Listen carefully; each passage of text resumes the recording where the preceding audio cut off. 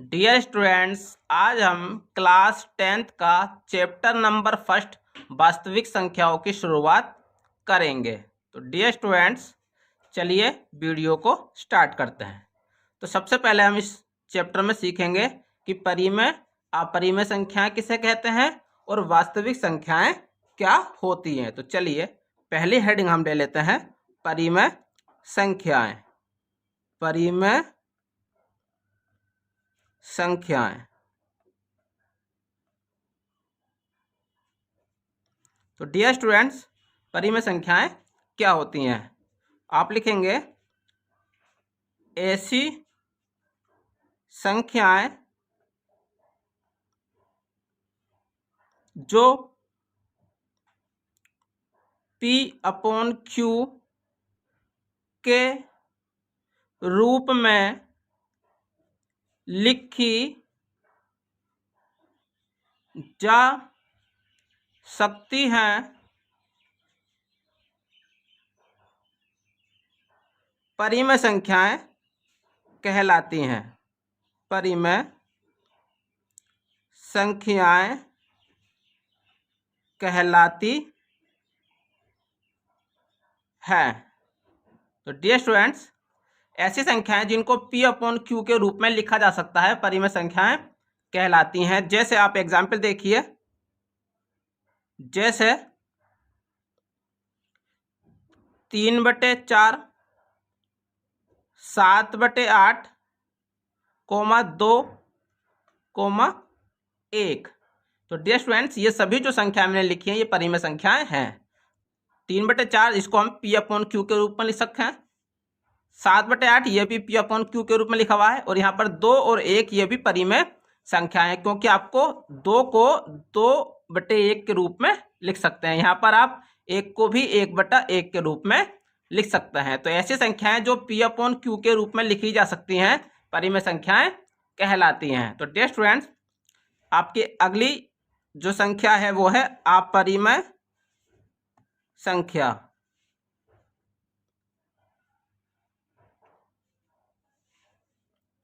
अपरिमेय संख्या किसको बोलते हैं डियर स्टूडेंट्स? आप परिमेय संख्या से ही इसकी डेफिनेशन लिख सकते हैं कि ऐसी संख्याएं जिनको P/Q के रूप में नहीं लिखा जा सकता अपरिमेय संख्याएं कहलाती हैं। तो आप लिखेंगे ऐसी संख्याएं जिनको P/Q के रूप में नहीं लिखा जा सकता है, अपरिमेय संख्याएं कहलाती हैं। तो डियर स्टूडेंट्स, देखिए कैसे इसके एग्जाम्पल क्या हो सकते हैं।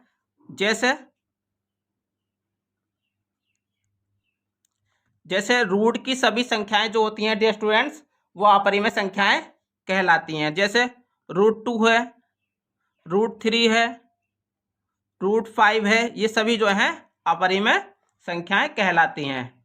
डियर स्टूडेंट्स, एक पाई को भी हम अपरिमेय संख्याएं कहते हैं। पाई भी सदैव अपरिमेय संख्या कहलाती है। तो डियर स्टूडेंट्स, आगे हम देखेंगे वास्तविक संख्याएं, जिस चैप्टर के बारे में आप पढ़ना चाहते हैं। तो इस चैप्टर में हम वास्तविक संख्या के बारे में पढ़ेंगे। तो आप देखिए डियर स्टूडेंट्स, वास्तविक संख्याएं क्या होती हैं। तो डियर स्टूडेंट्स, आप लिखेंगे कि ऐसी सभी परिमेय संख्याएं तथा सभी अपरिमेय संख्याएं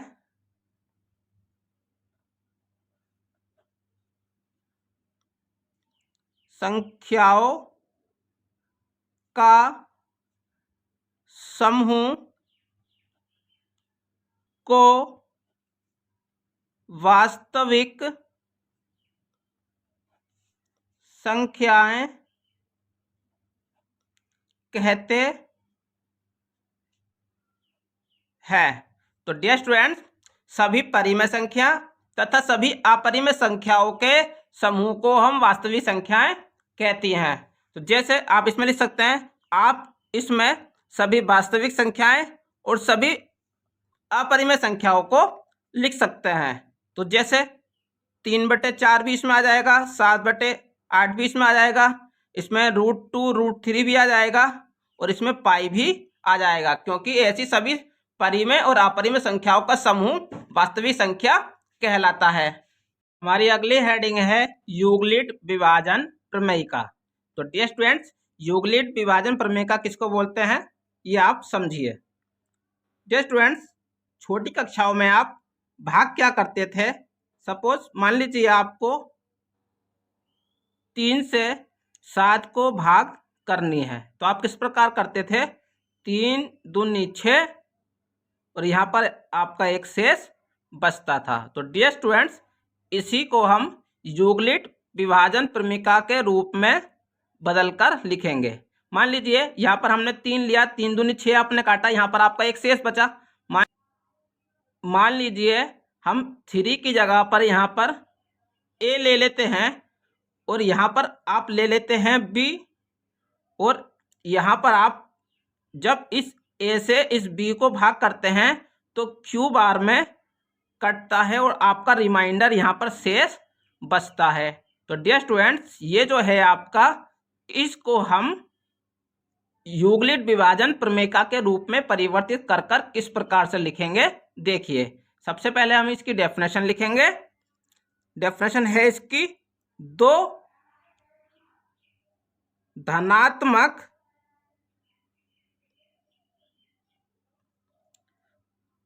पूर्णांकों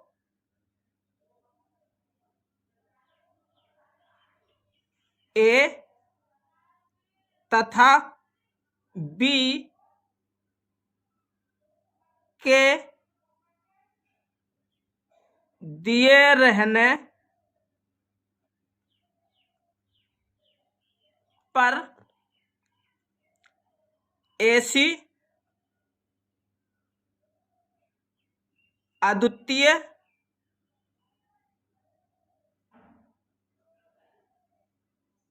संख्याएं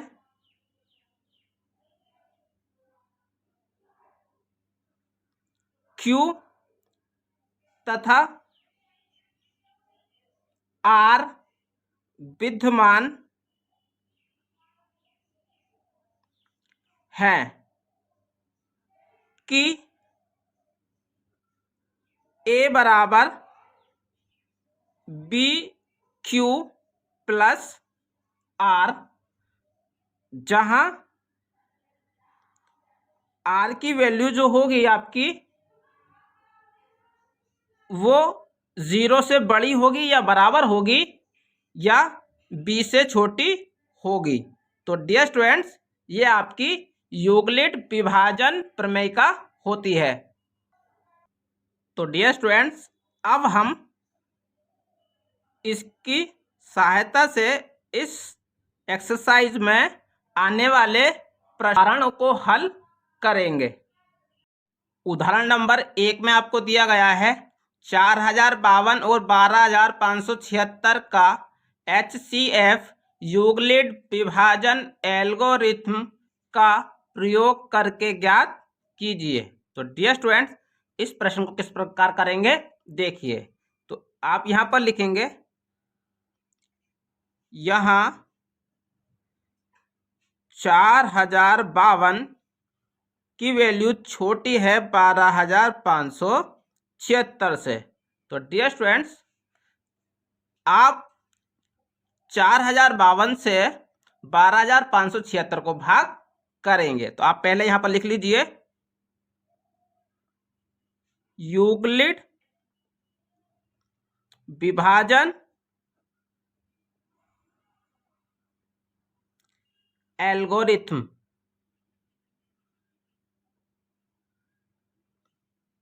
से। तो देखिए डियर स्टूडेंट्स किस प्रकार करेंगे।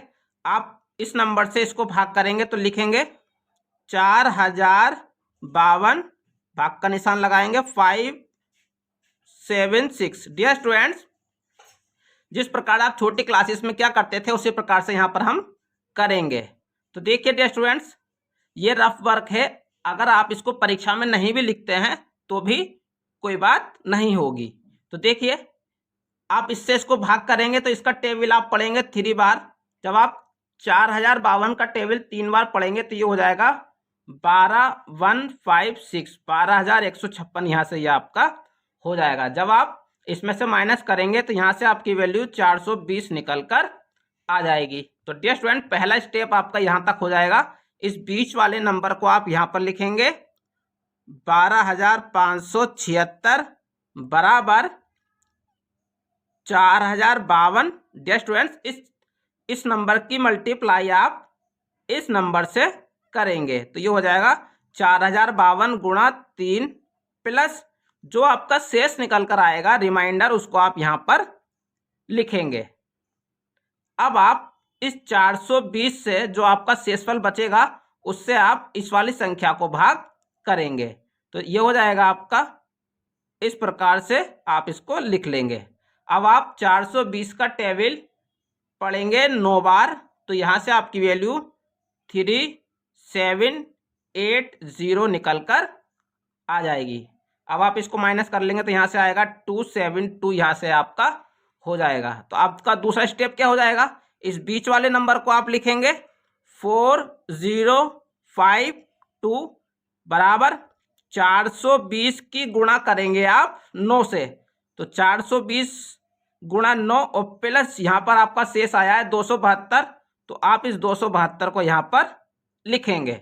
डियर स्टूडेंट्स, अब आप इस 272 से इस 420 को भाग करेंगे तो ये हो जाएगा 420, इस प्रकार से हो जाएगा। तो जब आप भाग करेंगे तो ये आपका एक बार जाएगा तो ये हो जाएगा 272। जब आप 420 में से 272 को घटाएंगे तो यहाँ से आपका 148 बचेगा। तो तीसरा स्टेप आपका हो जाएगा, इस 420 को आप यहाँ पर लिखेंगे तो ये हो जाएगा 420 बराबर 272 गुणा 1। आप 272 की गुणा 1 से करेंगे और प्लस करेंगे जो आपका शेष निकल कर आया है 148। डियर स्टूडेंट्स, अब आप इस 148 से इस 272 को भाग करेंगे तो मैं थोड़ा इधर लिख लेता हूं तो ये हो जाएगा 148 और 272। तो जब आप 148 से 272 को भाग करेंगे तो यहां से ये आपका एक बार कटेगा तो ये हो जाएगा आपका 148। जब आप इसको माइनस करेंगे तो यहाँ से आपका 124 शेष बचेगा। तो यहाँ से अगला स्टेप होगा आपका 272 आप यहाँ पर लिखेंगे बराबर 148 गुणा 1, क्योंकि आप 148 की गुणा 1 से करेंगे और आपका 124 शेष आया तो प्लस 124 यहाँ पर आप लिखेंगे।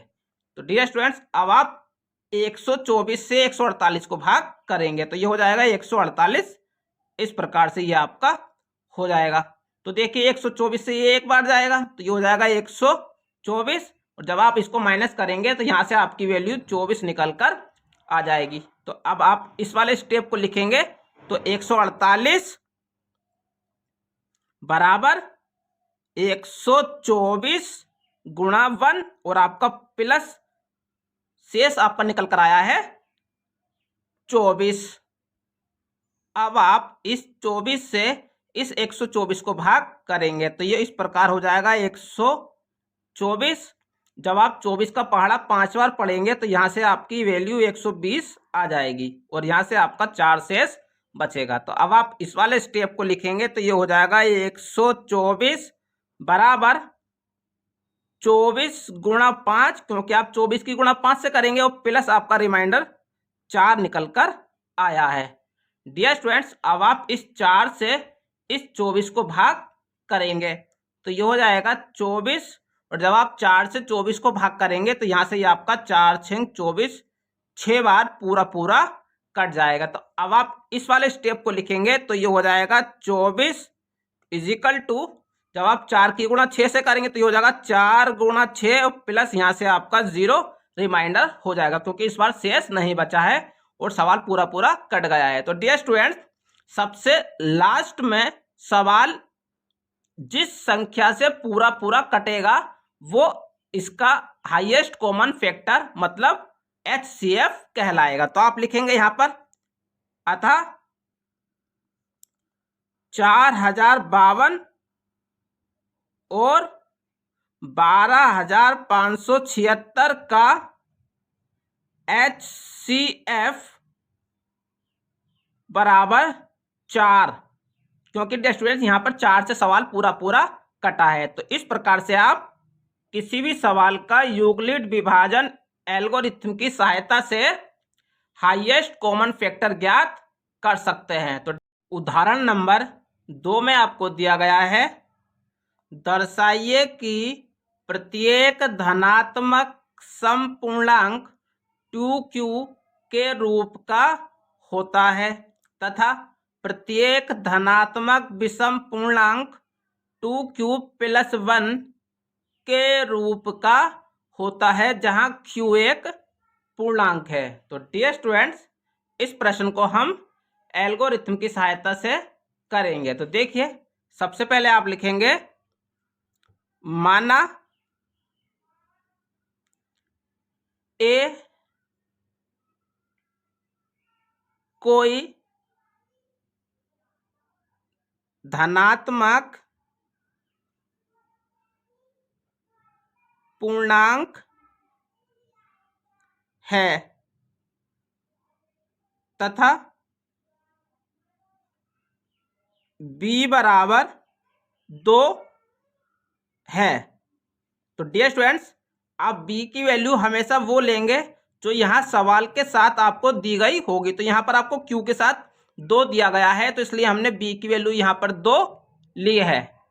अब आप लिखेंगे, किसी पूर्णांक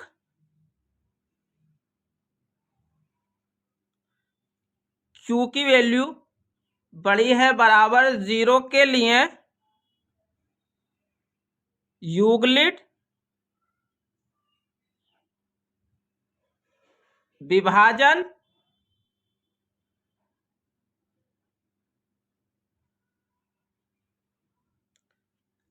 प्रमेय का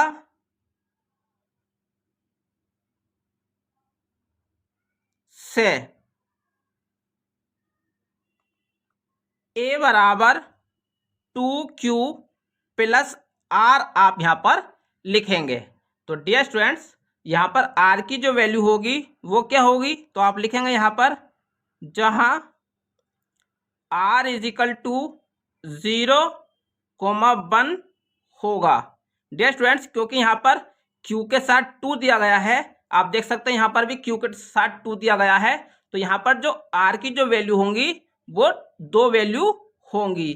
तो आप हमेशा 0 से स्टार्ट करेंगे, 0 और 1। अगर यहाँ पर 3 लिखा होता तो आप यहाँ पर लिखते 0, 1 और 2। वैल्यू हमेशा 0 से स्टार्ट होगी और जितने नंबर यहाँ पर दिया गया है उतनी ही वैल्यू होंगी। तो यहाँ पर 2 दिया गया है, तो आप की जो वैल्यू होगी वो 0 और 1 होगी। अब आप r की वैल्यू को यहाँ पर रखेंगे। तो देखिए, आप लिखेंगे, जब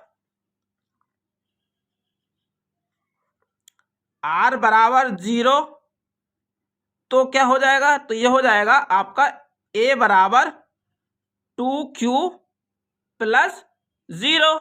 तो यहां से जो a की वैल्यू निकल कर आएगी वो आपकी 2q निकल कर आ जाएगी। और जब आप r बराबर 1 रखेंगे तो यहां से आपकी वैल्यू a बराबर 2q + 1 प्राप्त होगी। तो अब आप यहां पर लिखेंगे डियर स्टूडेंट्स, क्योंकि आपको यहां पर बताना है कि जो सम पूर्णांक होता है वो 2q के रूप के होता है और जो विषम पूर्णांक होता है वो 2q + 1 के रूप का होता है। तो अब आप यहां पर लिखेंगे, चूंकि 2q का एक गुणनखंड 2 है। डियर स्टूडेंट्स, आप देख सकते हैं यहाँ पर जो आपकी ए की वैल्यू, जब आपने आर की वैल्यू 0 पुट करी तो ए की वैल्यू आपकी 2q निकल कर आई है। तो ये यहाँ पर आपका 2 दिया गया है, तो ये 2 का गुणनखंड है। तो आप लिखेंगे चूंकि 2q का एक गुणनखंड 2 है, जबकि 2q + 1 का गुणनखंड 2 नहीं है। इसलिए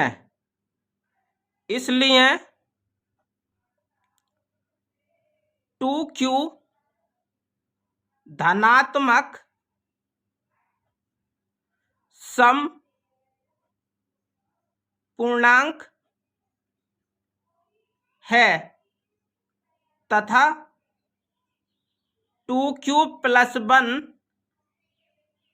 विषम पूर्णांक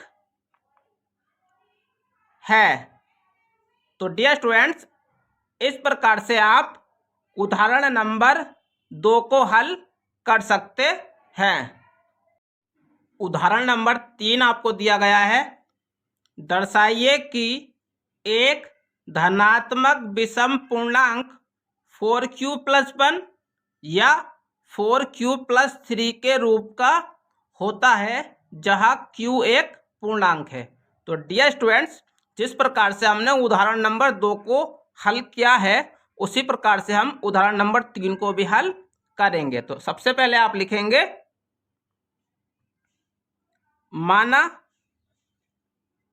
ए कोई धनात्मक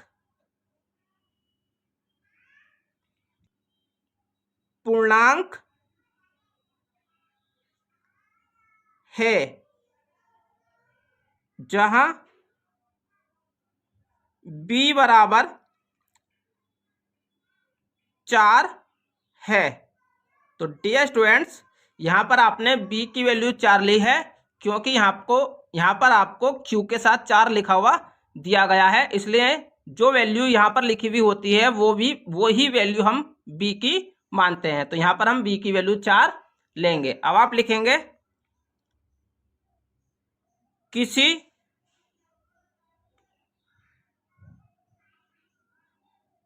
पूर्णांक q की वैल्यू बड़ी है, बराबर है 0 के लिए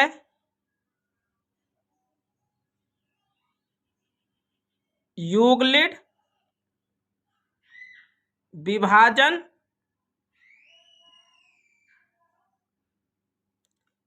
एल्गोरिथम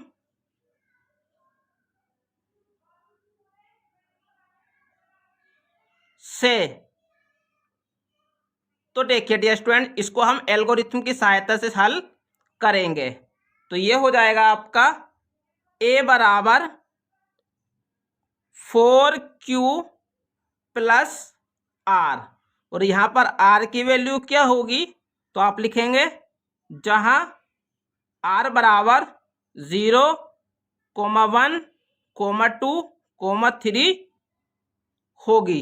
क्योंकि यहाँ पर b की वैल्यू 4 ली गई है, यहाँ पर r के जो मान होंगे वो 4 होंगे, और आप हमेशा 0 से शुरू करेंगे। तो 0, 1, 2, 4, यहाँ पर r की वैल्यू 4 होगी। तो डियर स्टूडेंट्स, अब आप ये चारों ही मान बारी बारी से इस r की जगह पर पुट करेंगे। तो अब आप लिखेंगे, जब r = 0 तो a = 4q + 0 हो जाएगा, क्योंकि आपने r की जगह पर 0 पुट करा है। तो यहां से a = 4q आपका हो जाएगा। इसी प्रकार अब आप लिखेंगे, जब r = 1 तो a बराबर हो जाएगा आपका 4q + 1, इसी प्रकार जब आप लिखेंगे R बराबर 2 तो A बराबर हो जाएगा आपका 4Q प्लस 2। इसी प्रकार जब आप लिखेंगे जब A बराबर 3 तो A बराबर आपका 4Q प्लस 3 हो जाएगा। तो डियर स्टूडेंट्स, यहाँ पर आपको धनात्मक विषम पूर्णांक के बारे में बताना है। तो देखिए डियर स्टूडेंट्स, यहाँ पर लिखा गया है आपका A बराबर 4Q। अब आप देख सकते हैं कि 4 जो होता है वो 2 से डिवाइड है, तो यहाँ पर 4 जो है वो आपकी एक सम संख्या है। तो अब आप यहाँ पर लिखेंगे सम पूर्णांक है क्योंकि इसका 2 एक गुणनखंड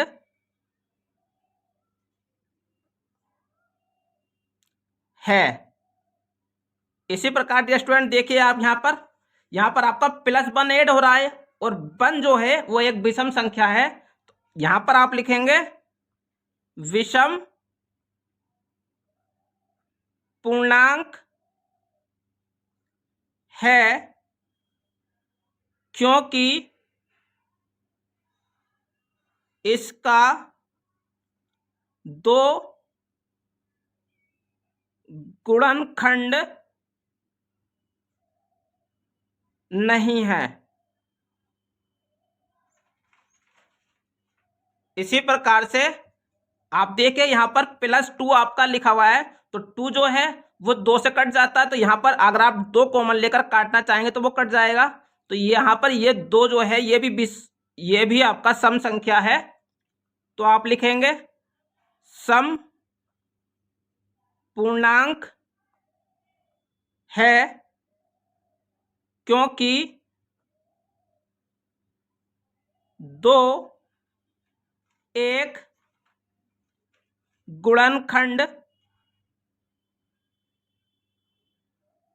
है। इसी प्रकार देखिए स्टूडेंट्स, यहाँ पर +3 लिखा हुआ है और 3 जो आपका एक विषम संख्या है। तो आप यहाँ पर लिखेंगे विषम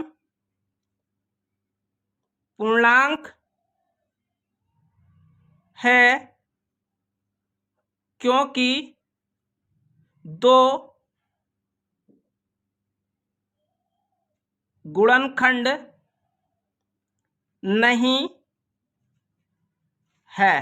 तो डियर स्टूडेंट्स, आपको सिर्फ धनात्मक विषम पूर्णांकों के बारे में बताना है। तो आप लिखेंगे अतः एक धनात्मक विषम पूर्णांक, तो देखिए स्टूडेंट, विषम एक तो ये है 4Q + 1 और एक 4Q + 3 विषम है। तो आप लिखेंगे अतः एक धनात्मक विषम पूर्णांक 4Q + 1 या 4Q + 3 के रूप का होता है। तो डियर स्टूडेंट्स, इस प्रकार से आप उदाहरण नंबर 3 को हल कर सकते हैं। उदाहरण नंबर 4 में आपको दिया गया है एक मिठाई विक्रेता के पास 420 काजू की बर्फियां और 130 बादाम की बर्फियां हैं। वह इनकी ऐसी ढेरियां बनाना चाहती है कि प्रत्येक ढेरी में बर्फियों की संख्या समान रहे तथा ये ढेरियां बर्फी की परत में न्यूनतम स्थान घेरें। इस काम के लिए प्रत्येक ढेरी में कितनी बर्फियां रखी जा सकती है। तो डियर स्टूडेंट्स, यहाँ पर हमें प्रत्येक ढेरी में कितनी बर्फियां रखी जाएंगी ये ज्ञात करने के लिए यहाँ पर काजू की जो बर्फियां दी गई हैं 420 और बादाम की जो बर्फियां दी गई हैं 130, इन दोनों का मासा हाईएस्ट कॉमन फैक्टर ज्ञात करना होगा। तो डियर स्टूडेंट्स कैसे ज्ञात करेंगे, देखिए आप लिखेंगे हम यूक्लिड विभाजन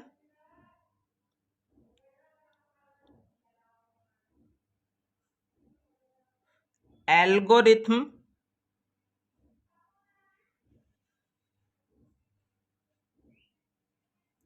का प्रयोग करके 420 और 130 का HCF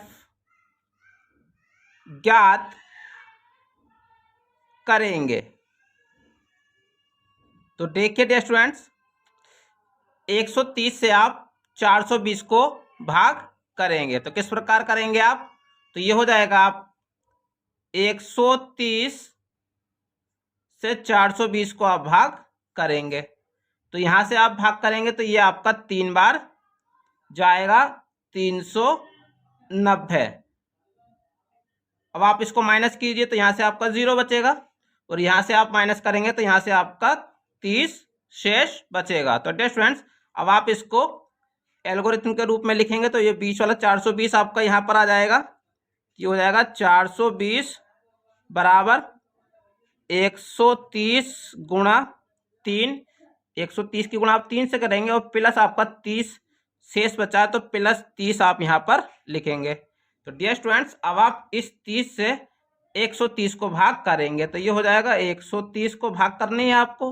जब आप इसका पढ़ा 4 बार पढ़ेंगे तो यहाँ से आपका ये 120 हो जाएगा और यहाँ से आपका 10 शेष बचेगा। तो डियर स्टूडेंट्स अब आप इसको लिखेंगे तो ये 130 आपका यहाँ पर आ जाएगा बराबर, जब आप 30 की गुणा 4 से करेंगे तो ये हो जाएगा 30 गुणा 4 और प्लस आपका यहाँ पर 10 शेष बचा है तो आप 10 को यहाँ पर लिखेंगे। डियर स्टूडेंट्स अब आप इस 10 से इस 30 को भाग करेंगे तो आप लिखेंगे 10 को 30 से आपको भाग करनी है। तो डियर स्टूडेंट्स ये हो जाएगा आपका 10 तिया 30, ये यहाँ पर आपका पूरा पूरा कट जाएगा। तो अब आप इसको इस प्रकार से लिखेंगे तो ये हो जाएगा आपका 30, ये आपका लिखा गया तो आप लिखेंगे यहाँ पर 30 इजिकल टू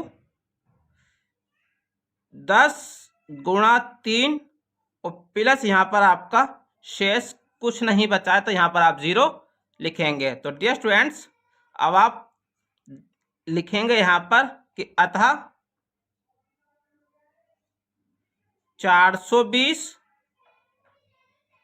और 130 का HCF 10 है, क्योंकि डियर स्टूडेंट सबसे लास्ट में 10 से संख्या पूरी पूरी कटी है तो यहाँ पर इसका जो HCF होगा वो 10 होगा। तो आप लिखेंगे इसलिए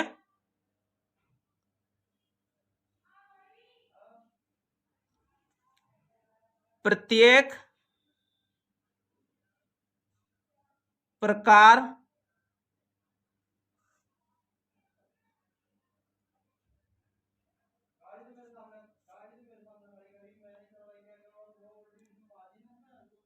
की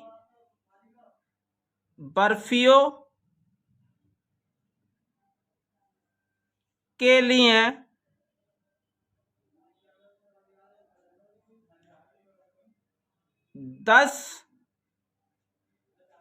10